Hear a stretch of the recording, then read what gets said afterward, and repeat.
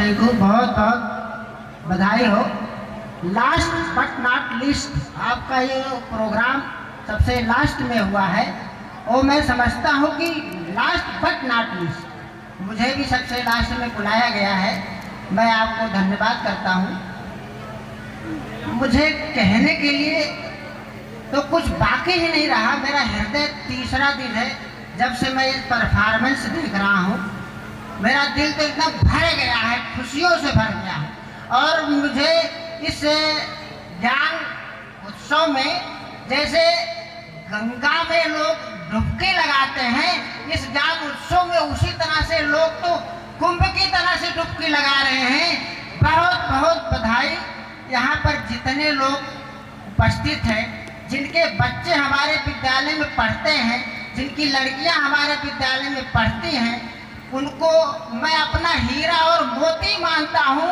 हर हालत में वो हमारे लिए हीरा और मोती हैं। यहाँ जो ये कार्यक्रम आयोजित किया गया है, पर्दे के पीछे जिस व्यक्ति का रोल है, भगवान भी उसी को ही सबसे ज़्यादा महत्व देते हैं कि लड़कियां जो है सौभाग्य से पैदा होती हैं और लड़के भाग्य से पैदा होते हैं।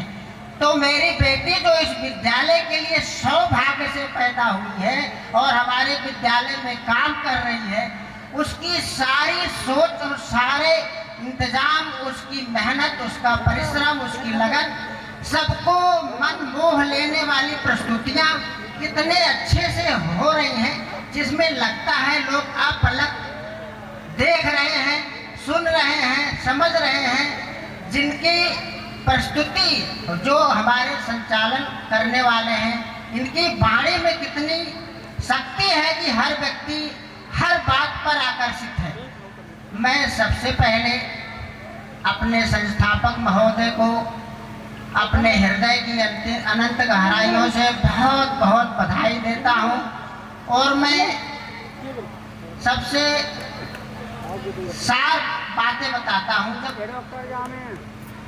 दिसंबर 2005 को जब हमारे परम प्रिय अनुज का यहाँ ट्रांसफ़र हुआ था, तो दिसंबर 2005 में आए थे और इन्होंने यहाँ रहने का कोई मन नहीं बनाया था।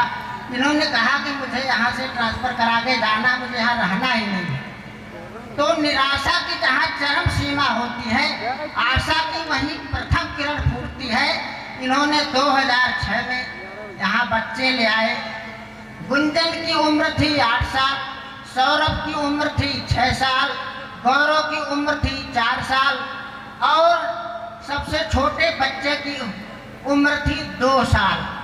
तब ये लेकर आए थे। इनकी उम्र मुश्किल से 28 साल से भी कम थी और इनके अंदर जो जज्बा था वो हम और आप कोई जानता नहीं था।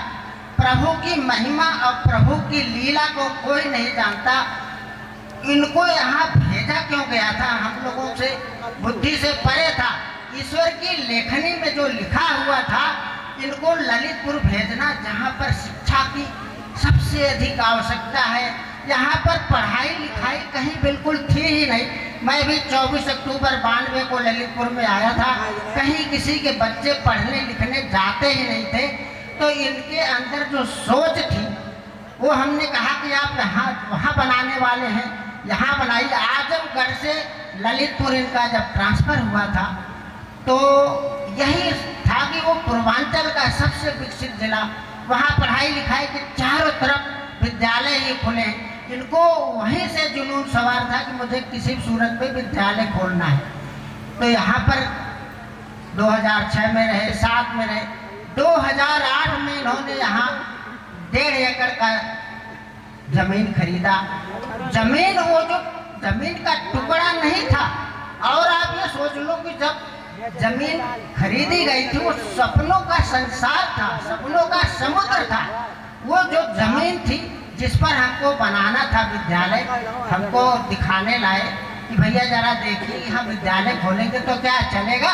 तो मैंने कहा विद्यालय चलेगा नहीं, एक दिन ये विश्वविद्यालय में परिवर्तित हो जाएगा।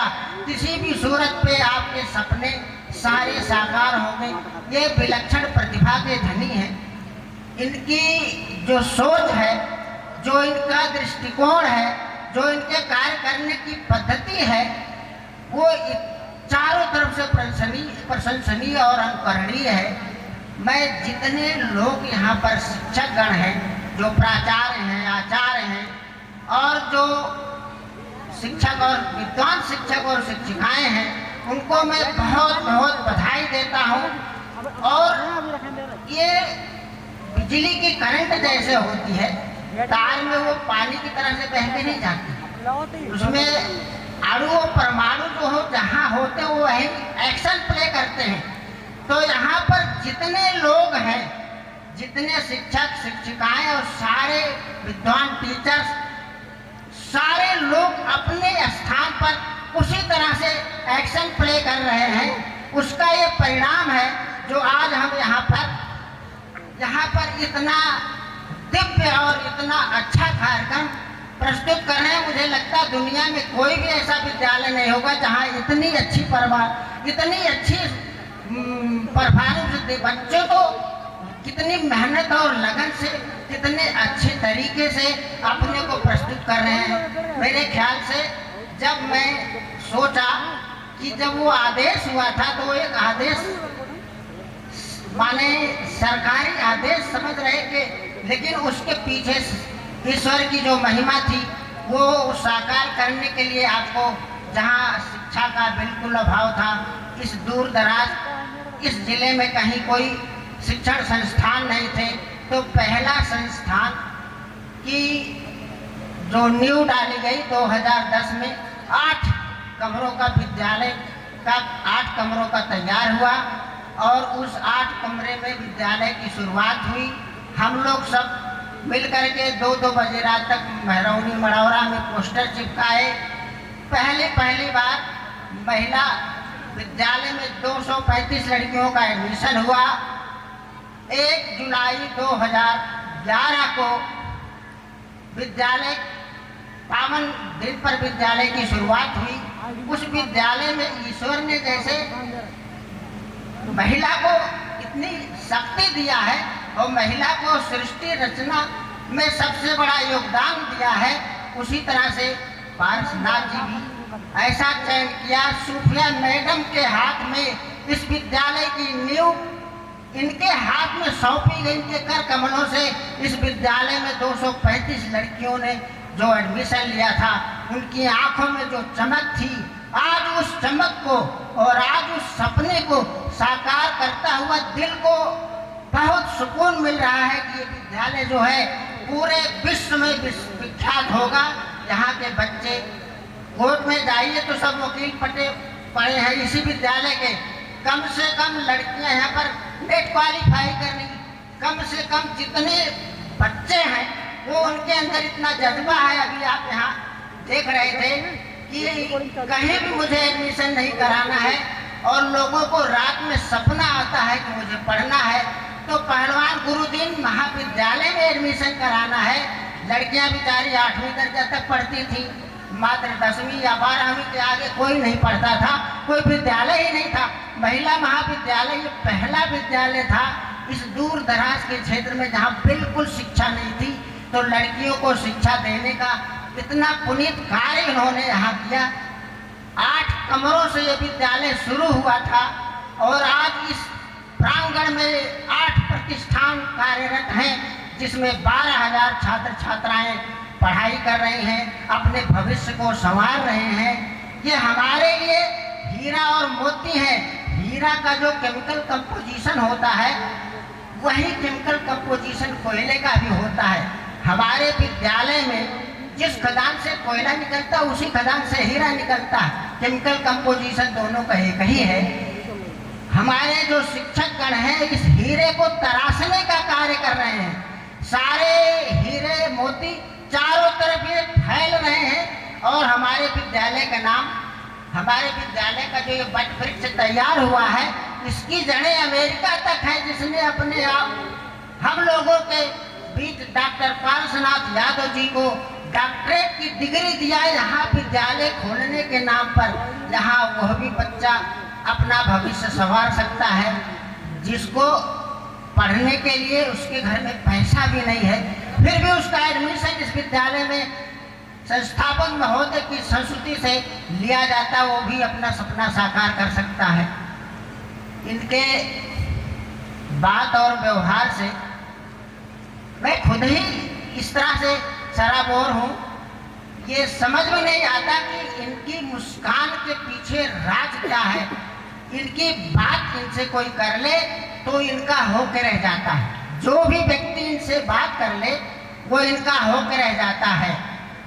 और इनकी मुस्कान में जो चुंबक है, उस चुंबक की तो तुलना किसी की नहीं जा सकती है।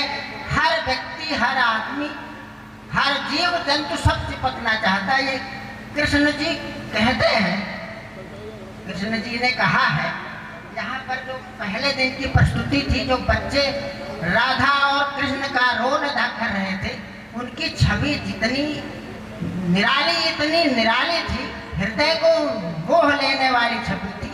तो भगवान कृष्ण 6 प्रकार की बांसुरी बजाते थे। उनकी बांसुरी बजाते थे तो पेड़ पौधे, नदी नाले और झरनों का प्रवाह रुक जाता था। यहाँ जो प्रस्तुति दी जा रही थी बच्चों की, उसी तरह से सारे लोग अपनी सांसें रोककर अपलक सारी चीजों को देख रहे थे। मुझे बहुत आनंद आ रहा था। तो कृष्ण जी ने कहा है, इस पूरे ब्रह्मांड में जिह्वा एक ऐसा स्थान है जहाँ पर विष और अमृत दोनों एक साथ